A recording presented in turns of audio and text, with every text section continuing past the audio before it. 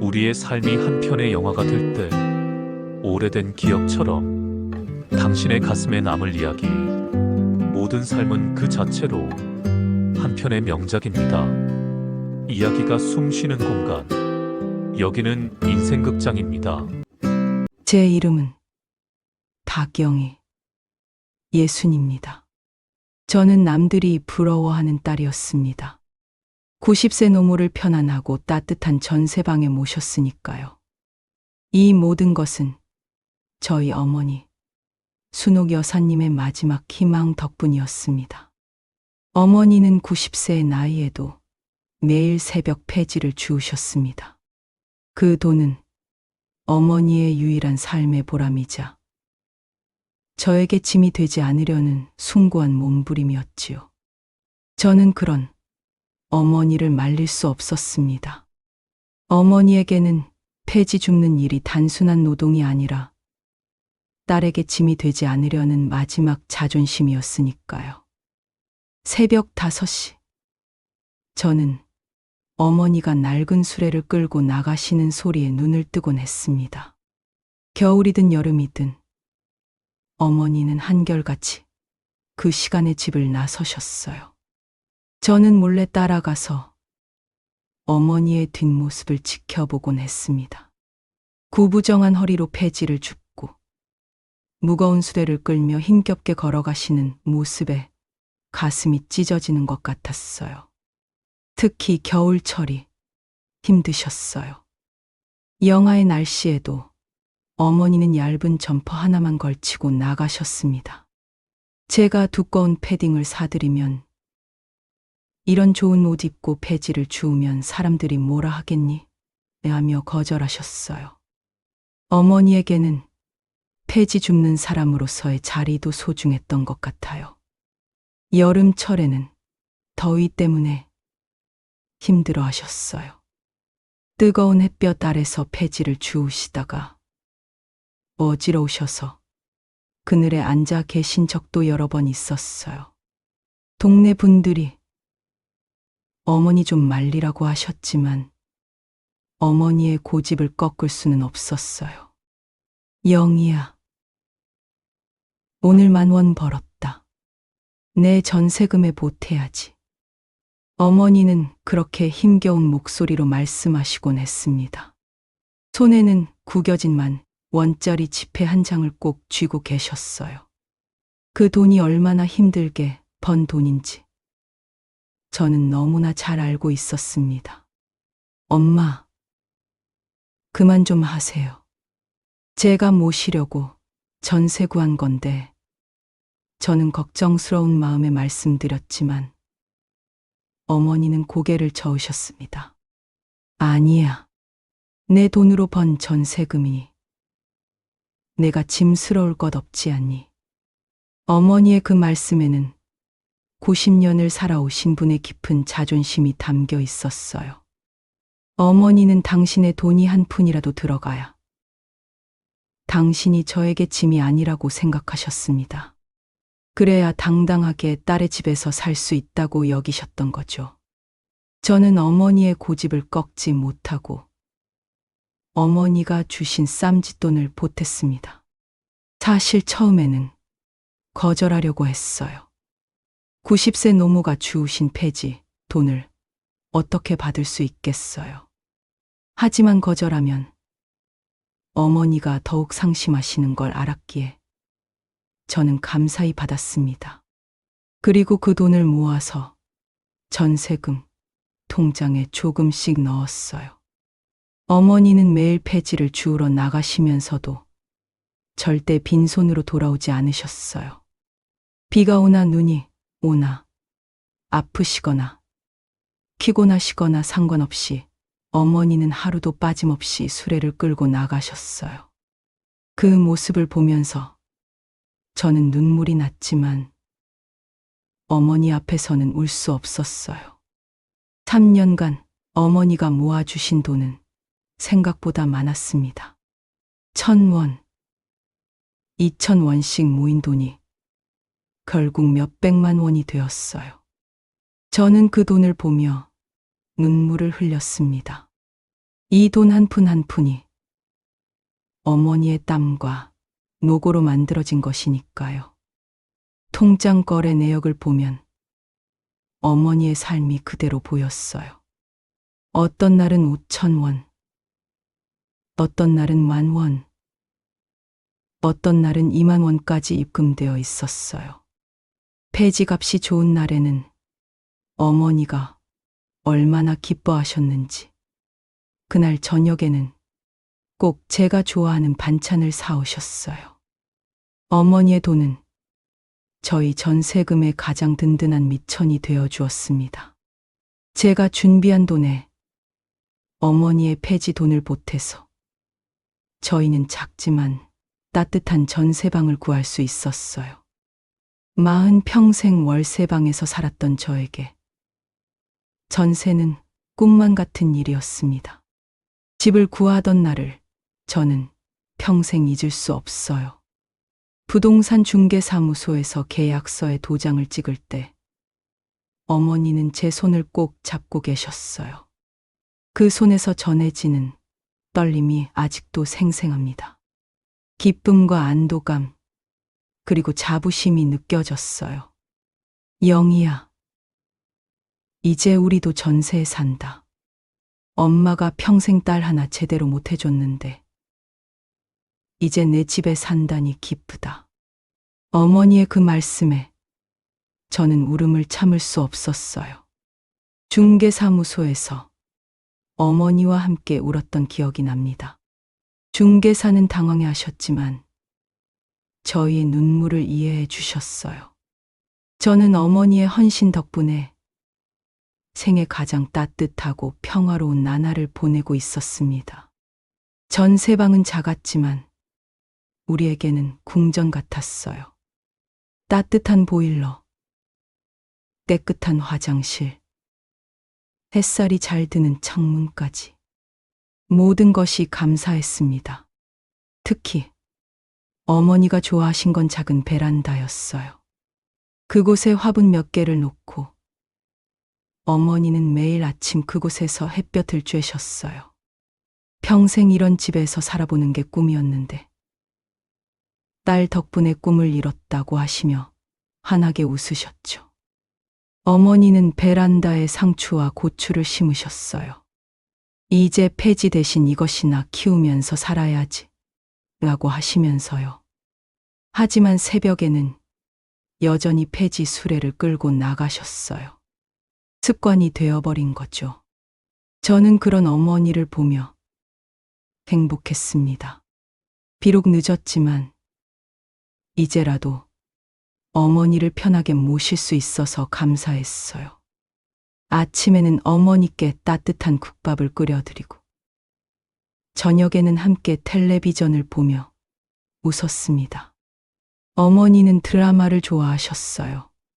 특히 가족 드라마를 보시면서 우리도 저렇게 행복하게 살자고 하셨어요. 저는 그런 어머니의 말씀에 그럼요, 엄마. 우리 오래오래 행복하게 살아요 라고 대답했어요. 그때는 정말로 그럴 수 있을 거라고 믿었습니다. 동네 사람들도 부러워했어요. 영희 씨는 효녀야. 90세 어머니를 전세집에 모시고 사니 말이야. 그런 말을 들을 때마다 저는 뿌듯했지만 한편으로는 미안했어요. 이 모든 게 어머니의 희생 덕분인데 사람들은 제가 효녀인 줄 알았으니까요. 하지만 저는 어머니에게 계속 말씀드렸어요. 엄마, 이제 폐지 줍는 일 그만하세요. 제가 다 알아서 할 테니까요. 하지만 어머니는 완강하게 거절하셨어요. 아니야.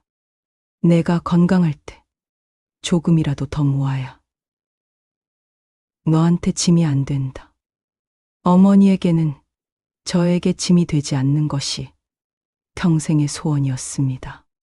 그래서 90세의 나이에도 세경마다 폐지를 주우러 나가셨던 거죠. 저는 그런 어머니를 보며 가슴이 아팠지만 어머니의 자존심을 지켜드리기 위해 말리지 않았습니다.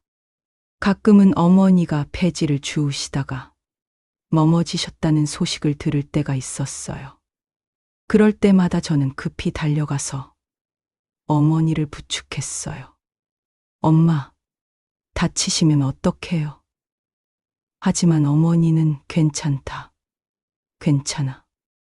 이 정도는 아무것도 아니다라고 하시며 다시 수레를 끌었어요. 저는 어머니 덕분에 웃을 수 있었습니다.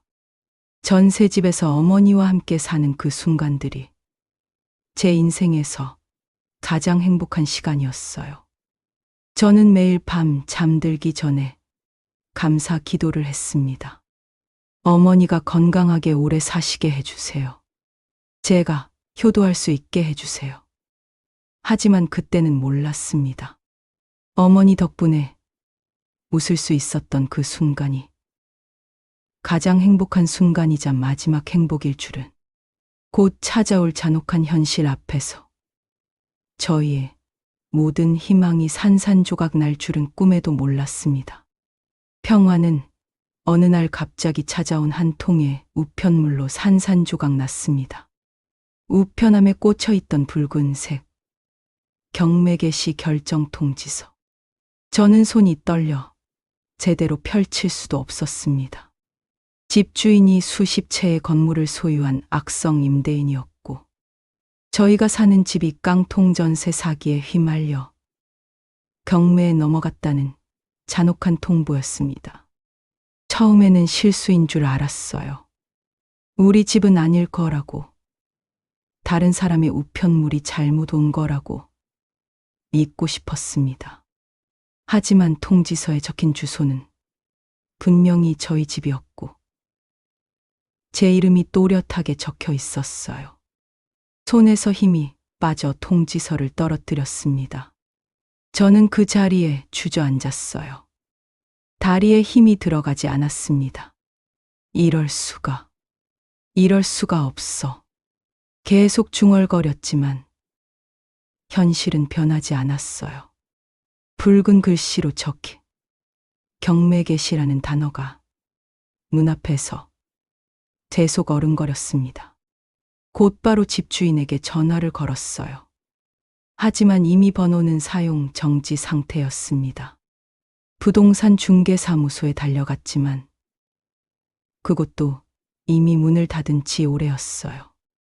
벽에는 임대차 보증금반 한 소송, 등의 전단지만 덕지덕지 붙어 있었습니다. 저는 바로 경찰서와 법원을 전전했습니다. 분노에 차서 절규했지만 돌아오는 것은 현행법상 구제할 방법이 마땅치 않다는 무력한 답변뿐이었습니다. 담당 경찰관은 안타까워하면서도 피해자가 너무 많아서 어쩔 수 없다고 했어요. 이 돈은 제 돈이 아니에요. 90세 노모가 폐지 주워 모은 전 재산이라고요. 어떻게 이럴 수 있어요? 저는 경찰서 앞에서 절규했습니다. 지나가는 사람들이 저를 쳐다봤지만 그런 건 상관없었어요. 제가 잃은 건 단순한 돈이 아니었으니까요. 경찰관은 제게 법률구조공단을 안내해 주었지만 거기서도 희망적인 이야기는 들을 수 없었어요. 경매가 진행되면 배당 순위에 따라 일부 회수할 수도 있지만 보증금 전액을 돌려받기는 어렵습니다라는 말만 되풀이됐습니다. 변호사 상담을 받으러 갔을 때도 마찬가지였어요. 이미 집주인이 여러 곳에 근저당을 설정해서 전세금을 받기 어려울 것 같습니다. 배당 순위가 밀려서 한 푼도 못 받을 가능성이 높습니다. 그 말을 들은 순간 제 앞이 캄캄해졌습니다. 저는 세상이 무너지는 것 같았습니다. 제가 잃은 것은 단순히 돈이 아니었습니다. 어머니가 평생을 바쳐 지키려 했던 마지막 희망이었습니다. 3년간 새벽마다 폐지를 주우시며 모으신 그 소중한 돈이 악성 임대인의 사기로 한순간에 사라진 거예요. 집으로 돌아오는 길에 저는 계속 울었습니다. 지하철에서도, 버스에서도 사람들이 쳐다보든 말든 눈물을 멈출 수 없었어요. 어머니께 어떻게 말씀드려야 할까? 90세 노모에게 당신의 마지막 희망이 사라졌다고 어떻게 말할 수 있을까? 집 앞에 도착했을 때 저는 한참을 문 앞에 서 있었어요. 문을 열고 들어가면 어머니를 마주해야 하는데 도저히 그럴 용기가 나지 않았습니다. 손은 문고리를 잡고 있었지만 움직일 수가 없었어요. 결국 저는 이 사실을 어머니에게 절대 알릴 수 없다고 결심했습니다. 90세 노모에게 당신의 마지막 희망이 사라졌다고 말할 수는 없었습니다. 어머니가 3년간 새벽마다 얼어붙은 손으로 폐지를 주우시며 모은 그 돈이 한순간에 날아갔다고 어떻게 말할 수 있겠어요. 문을 열고 들어가자 어머니가 베란다에서 화분을 보고 계셨어요. 영희야, 왔니? 오늘따라 늦네. 저녁 먹었니? 평소와 다름없는 어머니의 목소리가 제 가슴을 더욱 아프게 했습니다. 저는 최대한 태연한 척하며 대답했어요. 네, 엄마. 일이 좀 있어서요. 저녁은 먹었어요. 거짓말이었어요. 점심도 제대로 못 먹었는데 저녁을 먹을 수 있을 리가 없었죠. 하지만 어머니 앞에서는 아무렇지 않은 척해야 했습니다. 그날 밤 저는 잠을 이룰 수 없었어요. 어머니는 편안히 주무시고 계셨지만 저는 천장만 바라보며 밤을 지새웠습니다. 어떻게 해야 할까?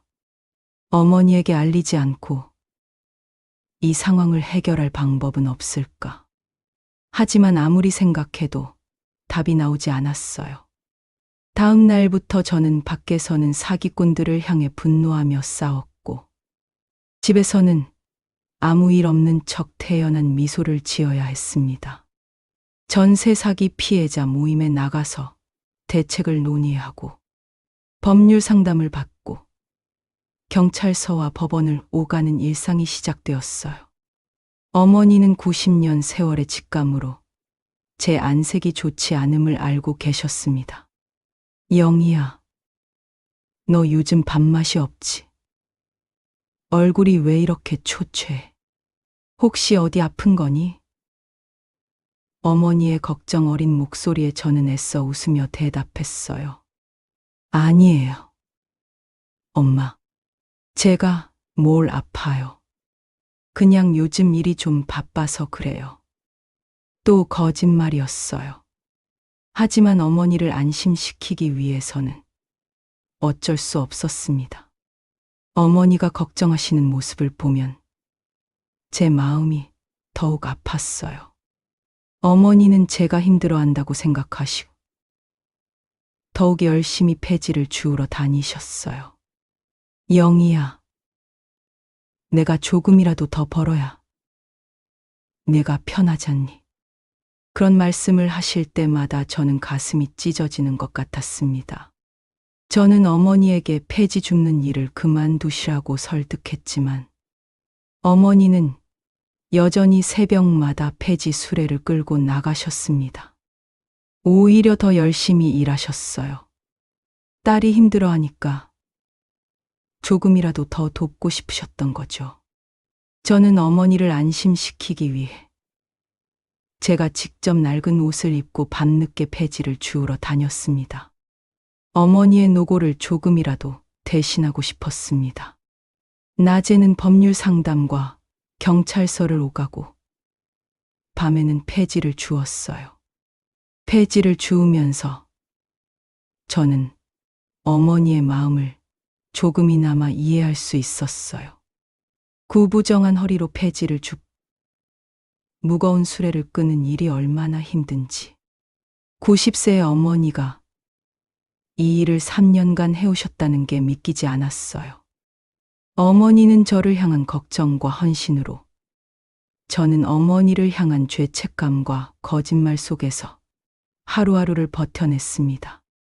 겉으로는 평화로운 모녀였지만 그 집 안에는 시한폭탄 같은 비밀이 숨겨져 있었습니다.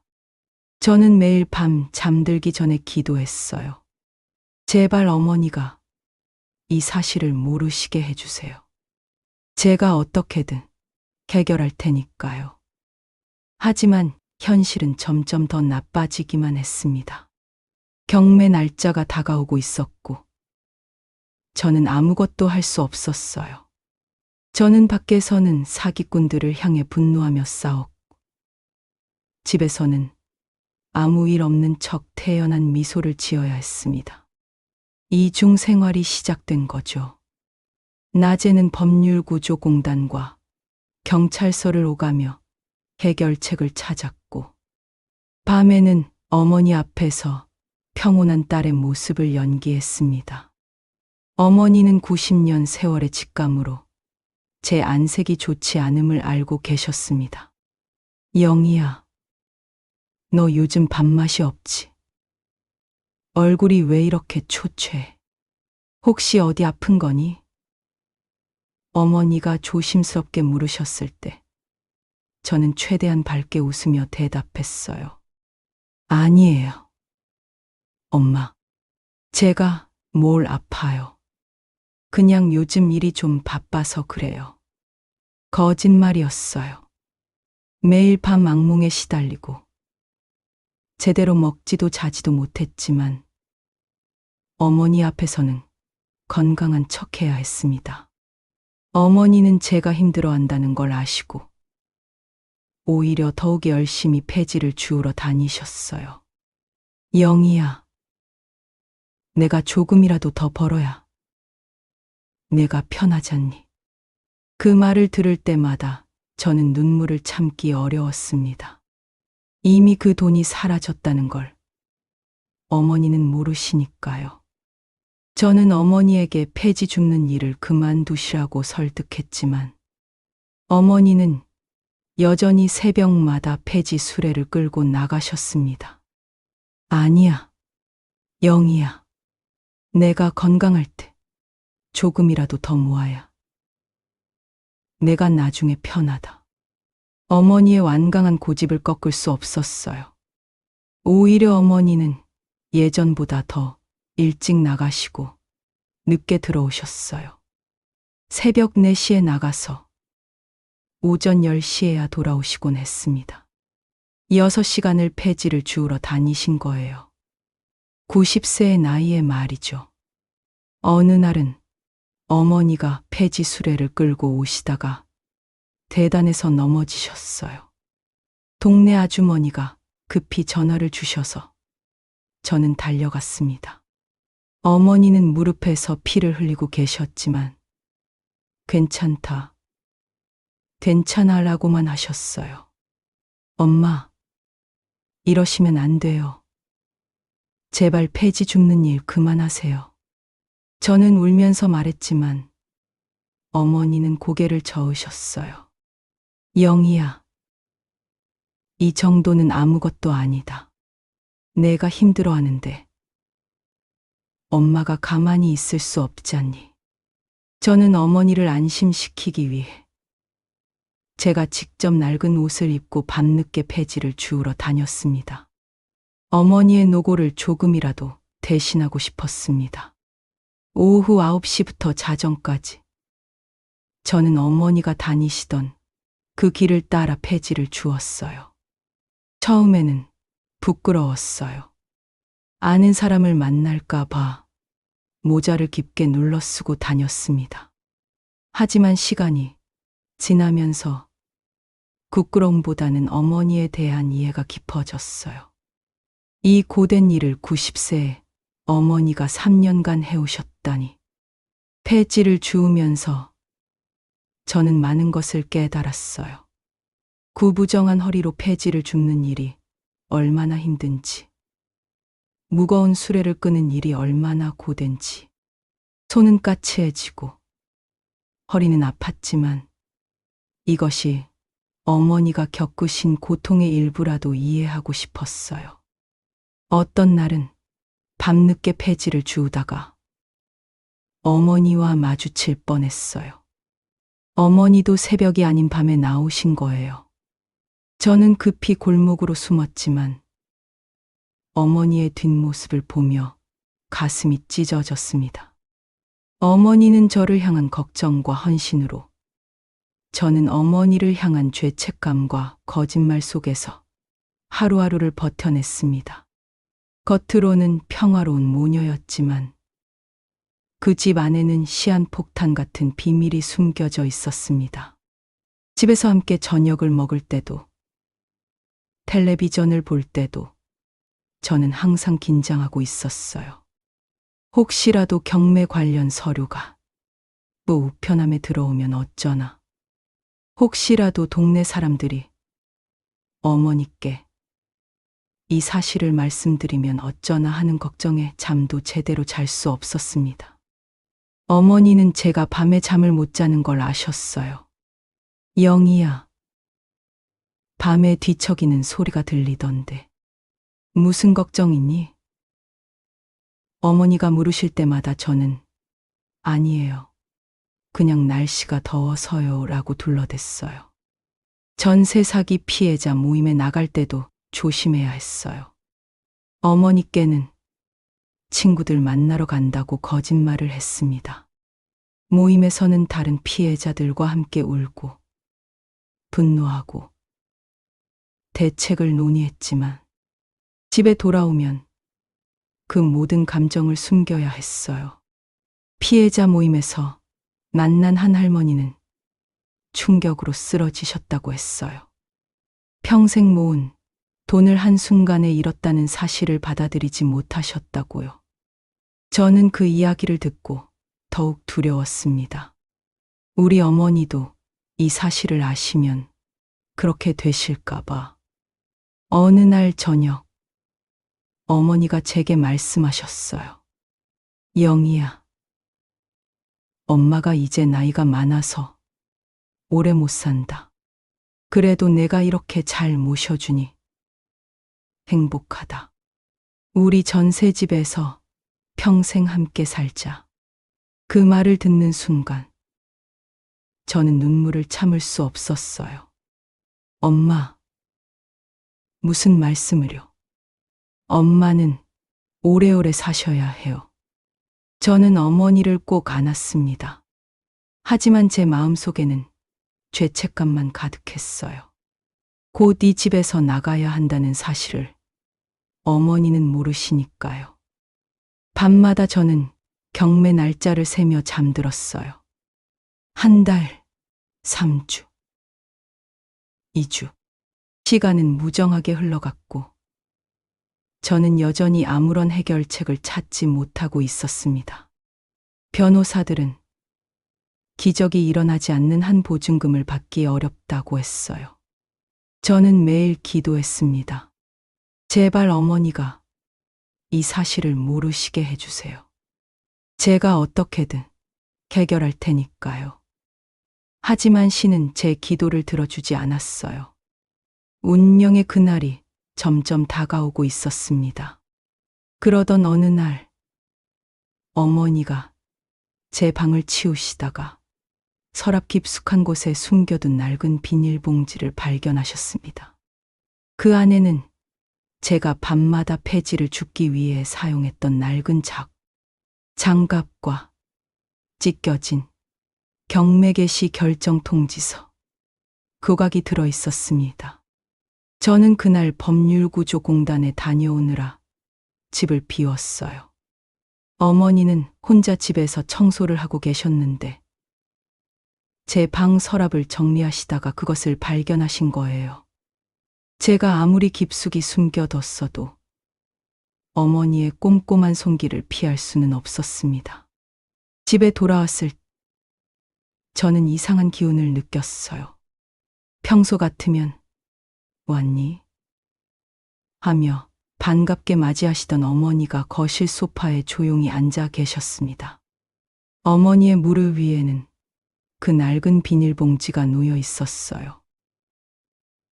엄마. 저는 그 순간 모든 것을 직감했습니다. 다리에 힘이 빠져 현관에서 한 걸음도 나아갈 수 없었어요. 어머니는 천천히 고개를 드셨고 그 눈빛 속에는 깊은 슬픔과 이해가 담겨 있었습니다. 영희야. 이게 뭐냐? 어머니의 목소리는 떨리고 있었어요. 손에는 찢어진 통지서 조각을 들고 계셨고 다른 손에는 제가 폐지를 줍던 낡은 작업 장갑이 있었습니다. 어머니는 단번에 모든 것을 짐작하셨던 거예요. 평생을 그를 모르고 사셨지만 딸의 고통만큼은 누구보다 빠르게 읽어내셨습니다. 붉은 글씨로 적힌 경매라는 단어, 낡은 작업 장갑, 그리고 최근 몇 달간 제가 보였던 초췌한 모습까지. 어머니는 모든 퍼즐을 맞추신 거죠. 엄마. 저는 말문이 막혔어요. 무슨 말을 해야 할지 알 수 없었습니다. 변명을 할까요? 아니면 솔직하게 털어놓을까요?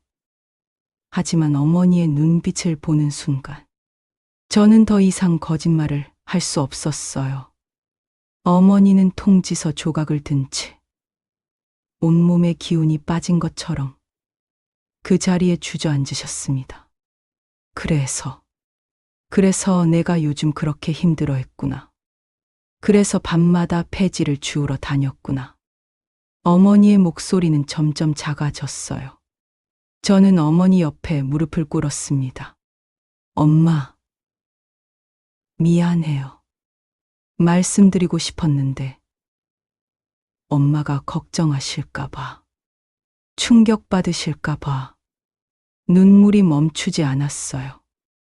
그동안 참았던 모든 감정이 한꺼번에 터져 나왔습니다. 어머니는 제 머리를 쓰다듬으셨어요. 영희야, 이게 언제 일이냐? 2달 전이요, 엄마. 그럼 그동안 혼자서 이 걱정을 하고 있었구나. 어머니의 목소리에는 딸을 향한 안타까움이 가득했어요. 엄마가 모아준 돈이, 엄마가 3년간 폐지를 주워서 모아주신 그 소중한 돈이 다 사라졌어요. 집주인이 사기꾼이었어요. 제가 잘못 봤어요. 제가 제대로 확인하지 않아서 저는 어머니께 모든 것을 고백했습니다. 경매 통지를 받은 것, 집주인이 악성 임대인이었던 것, 경찰서와 법원을 오갔지만 소용없었던 것, 변호사들이 보증금을 받기 어렵다고 했던 것까지 그동안 숨겼던 모든 진실을 털어놓았어요. 어머니는 조용히 듣고 계시다가 갑자기 일어나셨어요. 그리고 현관으로 향하셨습니다. 엄마, 어디 가세요? 저는 놀라서 물었어요. 어머니는 신발을 신으시며 말씀하셨어요. 폐지 주우러 가야지. 다시 모아야지. 엄마, 안 돼요. 저는 어머니를 붙잡았어요. 엄마, 그러시면 안 돼요. 엄마 나이가 몇인데. 하지만 어머니는 제 손을 뿌리치셨어요. 놔라. 영희야, 엄마가 다시 모으면 되잖니. 3년이 걸렸으니 이번에는 5년이 걸릴 수도 있겠지만 엄마가 다시 모을 테다. 그 말을 듣는 순간 저는 완전히 무너졌어요. 90세의 어머니가 다시 5년을 폐지를 주우신다고요. 그때면 어머니는 95세가 되시는데 그게 가능한 일인가요? 저는 어머니를 꼭 붙잡고 울었습니다. 엄마, 안 돼요. 제발 그러지 마세요. 이건 제 잘못이에요. 제가 해결할게요. 엄마는 이제 쉬세요. 하지만 어머니는 고개를 저으셨어요. 영희야, 그 돈은 엄마 돈이다. 엄마가 책임져야지. 어머니에게는 그 전세금이 단순한 돈이 아니었어요. 평생 딸에게 짐이 되지 않으려고 애쓰신 어머니의 자존심이었고 마지막 희망이었던 거예요. 그게 사라졌다는 사실을 받아들일 수 없으셨던 거죠. 저는 어머니를 소파에 앉히고 제 무릎을 꿇었어요. 엄마, 저한테 짐이 되는 게 아니에요. 엄마는 제게 전부예요. 돈은 없어도 괜찮아요. 우리 함께 있으면 돼요. 하지만 어머니는 계속 고개를 저으셨어요. 아니야, 영희야. 엄마가 너한테 짐이 됐어. 내가 제대로 확인하지 않고 돈을 줬으니까. 이게 다 엄마 잘못이야. 어머니는 자신을 자책하고 계셨어요. 저는 그런 어머니를 보며 더욱 괴로웠습니다. 우리는 그날 밤 거실에서 함께 울었어요. 어머니는 딸이 혼자 고통받았다는 사실에, 저는 어머니의 평생 노력이 한순간에 사라졌다는 사실에 눈물을 흘렸습니다. 그 누구도 위로할 수 없는 깊은 슬픔이었어요. 내가 숨기려 했던 진실이, 가장 보고 싶지 않았던 어머니의 눈앞에 드러났습니다. 하지만 어쩌면 이게 더 나은 선택이었을지도 몰라요. 혼자서 짊어지기에는 너무 무거운 짐이었으니까요. 이제 우리는 함께 이 고통을 마주해야 했습니다. 어머니는 저에게 아무 말도 하지 않으셨습니다. 그날 밤 이후로 어머니는 더욱 조용해지셨어요. 대신 당신의 작은 몸을 이끌고 낡은 수레를 끌고 나가셨습니다. 제가 밤에 폐지를 주우러 나갔던 바로 그 길을 따라서요. 저는 불안감에 휩싸여 어머니를 뒤따라갔습니다. 어머니가 어디로 가시는지, 무엇을 하시려는지 알 수 없었지만 혼자 두면 안 될 것 같았어요. 멀리서 조심스럽게 어머니의 뒤를 따랐습니다. 멀리 시장 외곽에 후미진 곳. 어머니는 제가 폐지 수레를 끌고 힘들어했던 그 장소에 홀로 서 계셨습니다. 가로등 불빛 아래 어머니의 그림자는 너무나 작고 외로워 보였어요. 저는 숨을 죽이고 그 모습을 지켜봤습니다. 어머니는 수레를 멈추시고 한참을 그 자리에 서 계셨어요. 무엇을 생각하시는 걸까요? 어떤 마음으로 이곳에 오신 걸까요? 저는 다가가고 싶었지만 발이 떨어지지 않았습니다. 어머니의 눈빛은 절망이 아닌 늙은 짐짝이 되어버린 자신에 대한 비통함으로 가득 차 있었습니다. 90년을 살아오시면서 단 한 번도 딸에게 짐이 되고 싶지 않으셨던 어머니. 하지만 이제 그 모든 노력이 물거품이 되었다고 생각하시는 것 같았어요. 저는 더 이상 참을 수 없어서 어머니께로 달려갔습니다. 엄마, 제 목소리를 듣고 어머니가 돌아보셨어요. 어머니의 얼굴에는 눈물 자국이 있었습니다. 평생 강인하게 사셨던 어머니가 우셨던 거예요.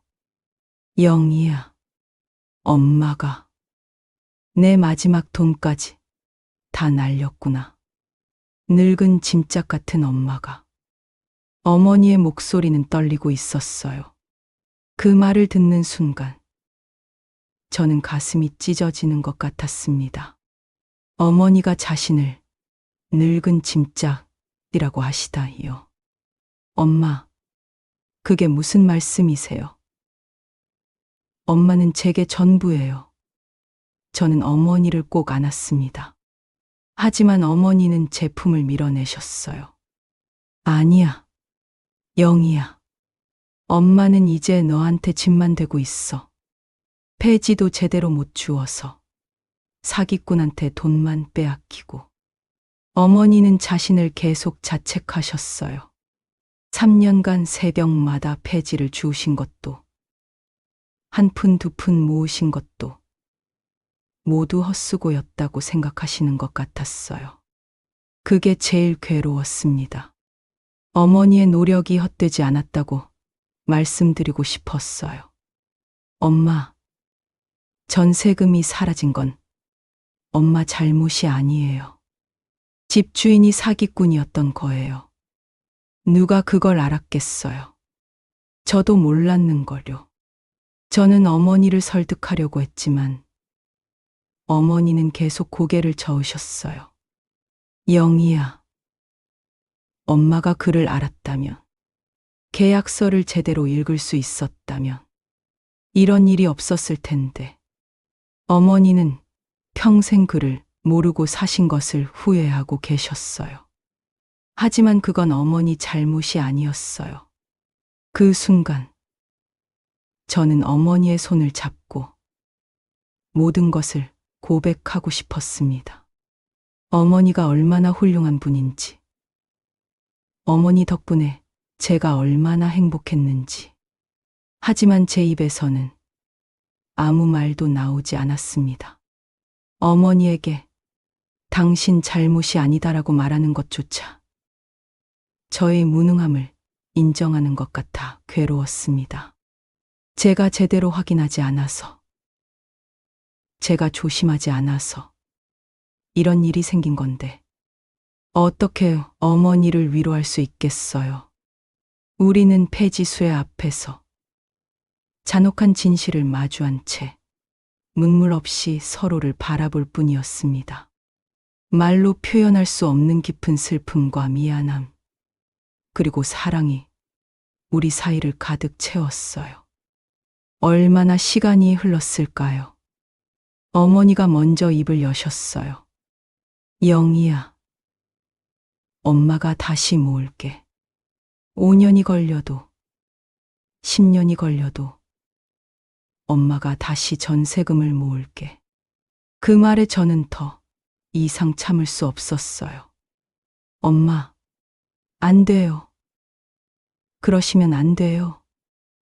저는 소리를 질렀습니다. 엄마 나이가 몇인데요? 90세세요. 10년이면 100세가 되시는데 어떻게 그렇게 하세요? 제 목소리는 울음으로 떨리고 있었어요. 하지만 어머니는 단호하셨어요. 영희야, 엄마가 할 수 있어.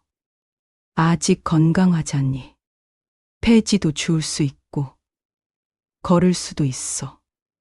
엄마가 살아있는 동안 너한테 짐이 되지 않을 거야. 어머니의 그 고집스러운 자존심이 저를 더욱 아프게 했어요. 저는 어머니 앞에 무릎을 꿇었습니다. 엄마, 제발요. 엄마는 제게 짐이 아니에요. 전세금이 없어도 괜찮아요. 우리 함께만 있으면 돼요. 월세방으로 가도 괜찮아요. 엄마만 건강하시면 그게 제일 중요해요. 어머니는 제 머리를 쓰다듬으셨어요. 영희야, 엄마는 내가 전세집에 사는 게 그렇게 기뻤단다. 평생 월세방에서 살았던 내가 드디어 전세에 산다고 했을 때 엄마는 정말 행복했어. 그런데 그게 다 사라졌잖니. 엄마, 저는 어머니를 꼭 안았습니다. 우리는 그렇게 한참을 서로를 안고 있었어요. 차가운 밤 공기 속에서, 폐지수레 옆에서. 우리는 서로의 온기만을 느끼며 버텼습니다. 영희야, 집에 가자. 춥다. 어머니가 먼저 말씀하셨어요. 저는 어머니의 손을 잡고 수레를 끌었습니다. 어머니는 제 옆에서 힘없이 걸으셨어요. 평소보다 훨씬 느린 걸음이었어요. 집으로 돌아오는 길, 저는 어머니의 손을 꼭 잡고 있었습니다. 이 손을 놓으면 어머니가 다시 폐지를 주우러 가실 것 같았어요. 이 손을 놓으면 모든 것을 잃을 것 같았습니다. 그날 밤, 우리는 말없이 집으로 돌아왔어요. 하지만 우리 둘 다 알고 있었습니다. 이 침묵이 끝나면 더 큰 폭풍이 기다리고 있다는 것을요. 그 침묵을 깬 것은 어머니의 뜻밖의 행동이었습니다. 다음 날 아침, 어머니는 술에 가득 실린 폐지, 더미 속에서 가장 깨끗하고 큰 박스 하나를 힘겹게 꺼내셨습니다. 그리고는 그 박스를 제 품에 안겨주셨습니다. 엄마, 이게 뭐예요? 저는 어리둥절했어요. 어머니는 제 손을 잡으셨습니다. 그 손은 거칠었지만 따뜻했어요. 90년을 살아오시면서 가족을 위해 일하신 그 손이었습니다. 영희야, 엄마가 말이다. 어머니는 천천히 말씀하셨어요. 돈은 다시 벌면 된다. 내가 쓰러지지 않는다면 그게 엄마한테는 가장 큰 보증금이다. 희망은 버리지 마라. 그 말씀을 듣는 순간 저는 더 이상 버틸 수 없었습니다. 죄책감과 후회, 그리고 어머니의 숭고한 사랑이 한꺼번에 터져 나왔습니다. 저는 폐지수레 앞에서 무릎을 꿇고 어머니의 낡은 옷자락을 붙잡은 채 어린아이처럼 통곡했습니다. 엄마, 내가 잘못했어. 내가 다 잘못했어. 내가 모실게요. 엄마는 나에게 짐이 아니에요. 제발 나를 용서해 줘요. 저는 어머니 앞에서 완전히 무너졌어요. 그동안 참았던 모든 감정이 폭발했습니다. 어머니는 저를 꼭 안아주셨습니다. 영희야, 울지 마라. 엄마가 용서할 게 뭐가 있니? 내가 잘못한 게 없잖니. 어머니의 품은 여전히 따뜻했어요. 90세의 작은 몸이지만 그 품은 세상 어떤 것보다 든든했습니다. 아니에요. 엄마, 제가 제대로 확인하지 않아서, 제가 조심하지 않아서 엄마가 3년간 모으신 돈을 다 날렸어요. 저는 계속 자책했지만 어머니는 제 머리를 쓰다듬으시며 말씀하셨어요. 영희야, 그건 사기꾼이 나쁜 거지. 내 잘못이 아니야. 엄마도 몰랐어. 우리 둘 다 몰랐던 거야. 어머니는 저를 위로하셨어요. 정작 가장 큰 피해를 입으신 분이 저를 위로하고 계시는 거예요. 우리는 그렇게 시장 바닥에서 한참을 안고 있었어요. 지나가는 사람들이 우리를 쳐다봤지만 그런 건 중요하지 않았습니다. 우리에게는 서로만 있으면 되었으니까요. 한참 후 어머니가 말씀하셨어요. 영희야, 일어나자. 우리 집에 가서 따뜻한 차나 마시자. 어머니는 제 손을 잡고 일으켜 주셨어요. 저는 어머니의 손을 꼭 잡았습니다. 이 손을 절대 놓지 않겠다고 다짐했어요. 집으로 돌아오는 길, 어머니가 말씀하셨어요. 영희야, 엄마가 살면서 깨달은 게 있단다. 돈은 벌 수 있어. 하지만 가족은 돈으로 살 수 없어. 우리가 잃어버린 건 전세금이지만 우리가 가진 건 서로잖니. 그 말에 저는 또 눈물이 났어요. 엄마, 울지 마. 영희야, 이제 울지 말자. 우리 힘내자. 어머니는 오히려 저를 격려하고 계셨어요. 90세의 어머니가 60세의 딸을 위로하고 있었습니다. 우리가 잃어버린 것은 전세금이었지만 그 모든 것을 초월한 가족의 사랑이야말로 그 어떤 사기꾼도 빼앗을 수 없는 영원한 보증금이라는 것을 그 순간 깨달았습니다. 전세금은 사라졌지만 우리의 사랑은 여전히 남아 있었어요. 집에 도착해서 어머니는 따뜻한 차를 끓이셨어요. 영희야, 차 마셔라. 마음이 좀 진정될 거다. 어머니가 건네주신 차를 마시면서 저는 앞으로 어떻게 해야 할지 생각했어요. 엄마, 우리 이제 어떻게 해요? 제가 물었을 때 어머니는 환하게 웃으셨어요. 걱정하지 마라. 영희야, 월세방이면 어때? 우리 함께 있으면 되는 거지. 어머니의 그 미소를 보며 저는 희망을 발견했어요.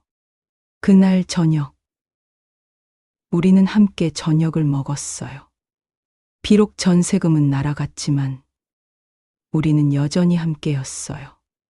그게 가장 중요한 거였습니다.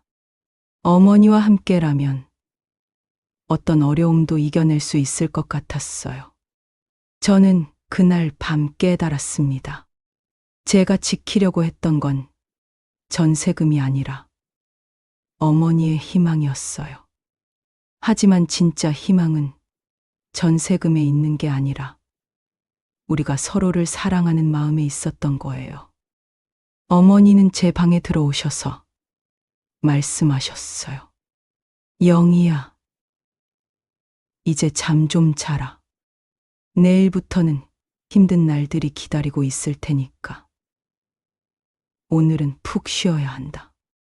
어머니는 제 이불을 덮어주셨어요. 엄마, 같이 주무세요. 제가 말하자 어머니는 옆에 누우셨어요. 우리는 어린 시절처럼 함께 누워 있었습니다. 어머니의 따뜻한 체온이 느껴졌어요. 이게 진짜 행복이구나 라고 생각했습니다. 영희야, 엄마가 내가 어릴 때 자주 해주던 말 기억하니? 세상이 아무리 힘들어도 우리 가족은 함께라고. 네, 엄마, 기억해요. 그 말이 지금도 진실이란다. 우리 함께니까 뭐든지 할 수 있어. 어머니의 그 말씀을 들으며 저는 평화롭게 잠들었어요.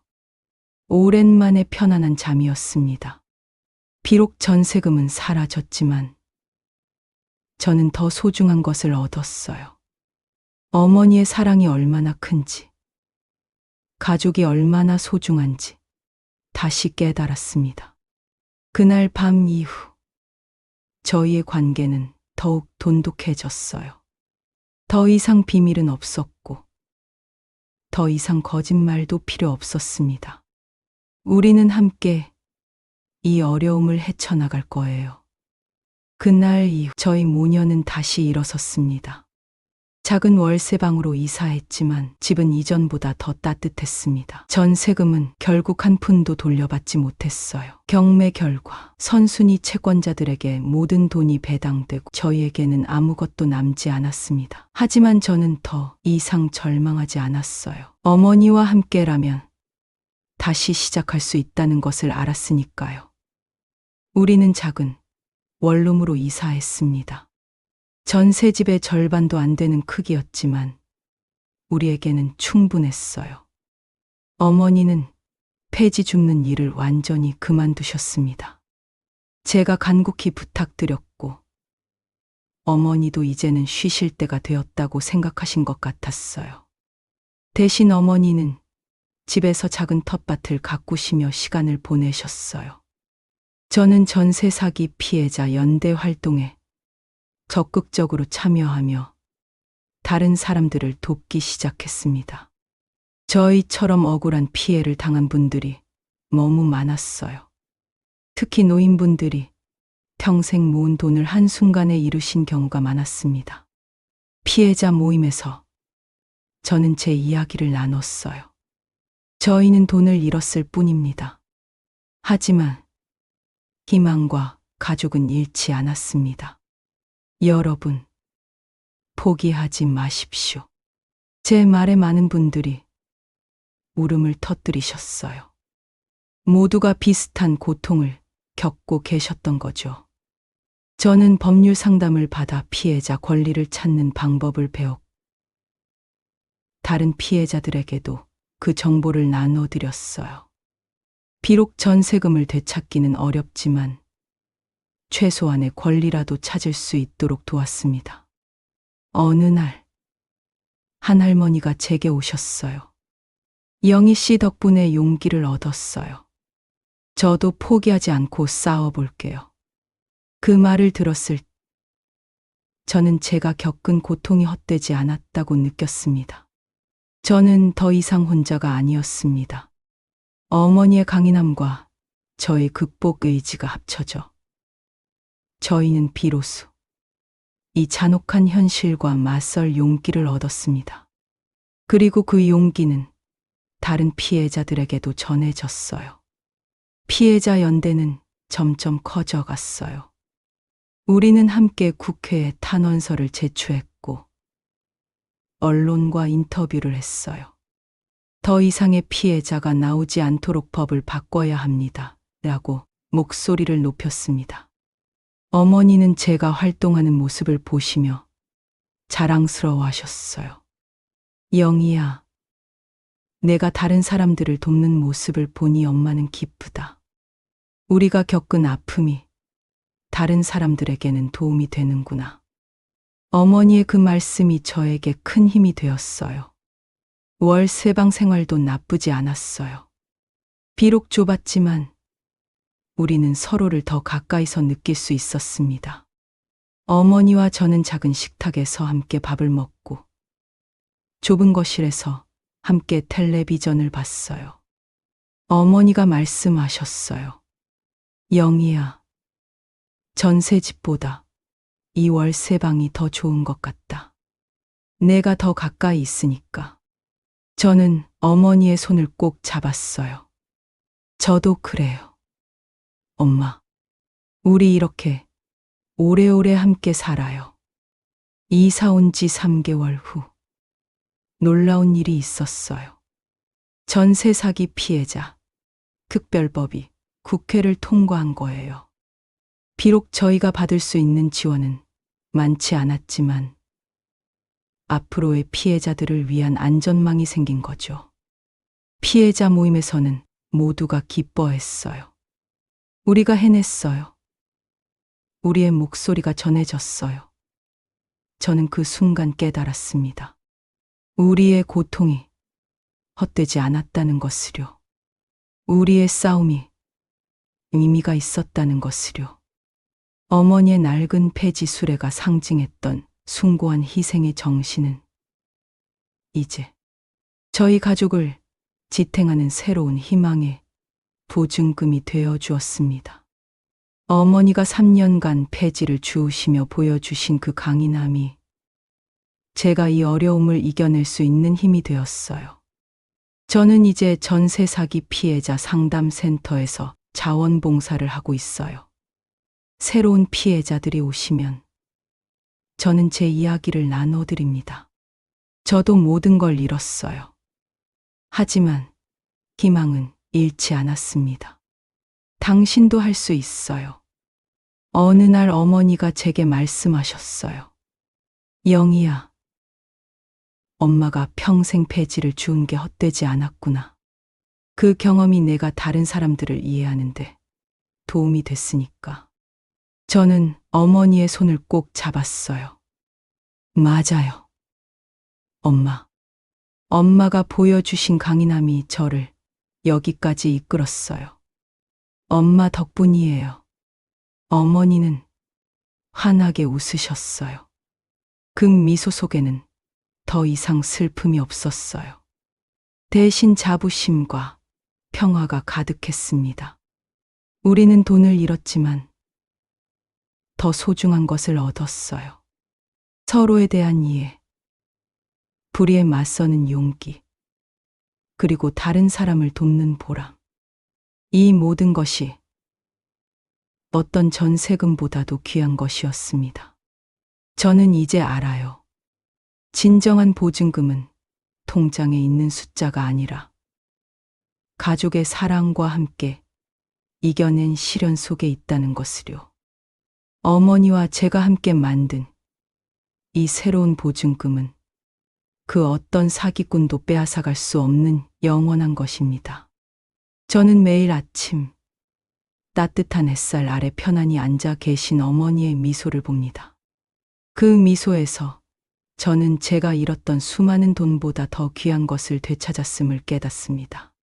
어머니는 작은 베란다에서 상추를 키우시며 평화로운 시간을 보내고 계세요. 영희야, 이거 봐라. 상추가 이렇게 컸어. 어머니는 어린아이처럼 신나서 제게 상추를 보여주셨어요. 폐지 수레를 끌던 그 손으로 이제는 생명을 키우고 계십니다. 저는 그 모습을 보며 행복했어요. 월세방으로 이사한 지 1년이 흘렀습니다. 처음에는 좁다고 불편하다고 생각했지만 이제는 이곳이 진짜 우리 집 같아요. 어머니와 함께 있으니 어디든 집이 되더라고요. 엄마, 이제 건강만 하세요. 제가 평생 모실게요. 저는 따뜻한 목소리로 말했습니다. 어머니는 환하게 웃으시며 대답하셨어요. 그래, 우리 딸. 내가 웃으니 엄마도 좋다. 어머니의 그 미소를 보면서 저는 전세금보다 훨씬 소중한 것을 지켜냈다는 생각이 들어요. 만약 제가 어머니를 잃었다면 전세금을 다 돌려받는다 해도 아무 의미가 없었을 거예요. 요즘 어머니는 동네 경로당에 다니세요. 그곳에서 친구들을 사귀시고 함께 웃고 이야기하시며 시간을 보내십니다. 영희야, 오늘 경로당에서 윷놀이를 했는데 엄마가 이겼단다. 어머니가 자랑스럽게 말씀하실 때마다 저는 웃음이 나요. 어머니는 더 이상 폐지를 주우러 가지 않으세요. 대신 건강하게 오래 사시는 것에 집중하고 계십니다. 매일 아침 산책을 하시고 경로당에서 친구들과 운동도 하세요. 90세라는 나이가 믿기지 않을 정도로 건강하십니다. 저는 여전히 전세 사기 피해자 상담센터에서 자원봉사를 하고 있어요. 새로운 피해자들이 오면 저는 희망을 잃지 말라고 격려합니다. 돈은 다시 벌 수 있어요. 하지만 가족과 희망은 절대 포기하면 안 됩니다. 어느 날, 한 젊은 여성이 상담센터에 왔어요. 그녀도 전세 사기 피해자였습니다. 어떻게 이겨내셨어요? 저는 너무 힘들어서 포기하고 싶어요. 그녀가 울면서 물었을 때 저는 제 이야기를 들려줬어요. 저희 어머니는 90세세요. 3년간 폐지를 주어서 모은 돈을 한순간에 잃었어요. 하지만 어머니는 포기하지 않으셨어요. 그 강인함이 저를 여기까지 이끌었습니다. 당신도 할 수 있어요. 제 말에 그녀는 고개를 끄덕였어요. 저는 이제 전세 사기 예방 교육도 하고 있어요. 특히 노인분들을 대상으로 계약서 확인 방법, 사기를 예방하는 법 등을 알려드립니다. 저희 같은 피해자가 더 이상 나오지 않도록요. 어머니는 제가 활동하는 모습을 보시며 항상 응원해 주세요. 영희야, 내가 다른 사람들을 돕는 모습이 정말 자랑스럽다. 우리가 겪은 고통이 의미가 있구나. 어머니의 그 말씀이 저에게 가장 큰 힘이 됩니다. 월세방 생활도 이제는 익숙해졌어요. 매달 월세를 내는 게 부담스럽긴 하지만 저는 열심히 일하고 있어요. 어머니를 편하게 모시는 것이 제 목표니까요. 전세금은 없어도 우리는 행복하게 살 수 있어요. 동네 사람들도 우리 이야기를 알고 계세요. 영희 씨 모녀, 정말 대단하시네요. 그런 어려움을 이겨내시다니. 그런 말을 들을 때마다 저는 어머니를 바라봅니다. 진짜 대단한 분은 어머니세요. 후회는 사라지지 않겠지만 저는 이제 어머니의 마지막 사랑을 가슴에 품고 살아갈 것입니다. 그리고 다짐합니다. 제 남은 삶은 어머니가 그토록 지키려 했던 가족의 희망을 지켜나가는 것으로 채워나가겠다고. 어느 날 저녁, 어머니와 함께 텔레비전을 보다가 전세 사기 관련 뉴스가 나왔어요. 새로운 법이 시행되어 피해자들이 지원을 받게 되었다는 소식이었습니다. 어머니가 말씀하셨어요. 영희야, 저것 봐라. 내가 한 일이 결실을 맺었구나. 저는 어머니의 손을 꼭 잡았어요. 엄마 덕분이에요. 엄마가 포기하지 않으셨기에 제가 여기까지 올 수 있었어요. 어머니는 제 손을 다정하게 쓰다듬으셨어요. 우리 딸, 정말 잘했어. 그날 밤, 저는 오랜만에 편안하게 잠들었어요. 꿈속에서 어머니가 돼지 수레를 끌고 가시는 모습을 봤습니다. 하지만 이번에는 수레 안에 폐지가 아니라 꽃이 가득 실려 있었어요. 어머니는 환하게 웃으시며 그 꽃을 사람들에게 나눠주고 계셨어요.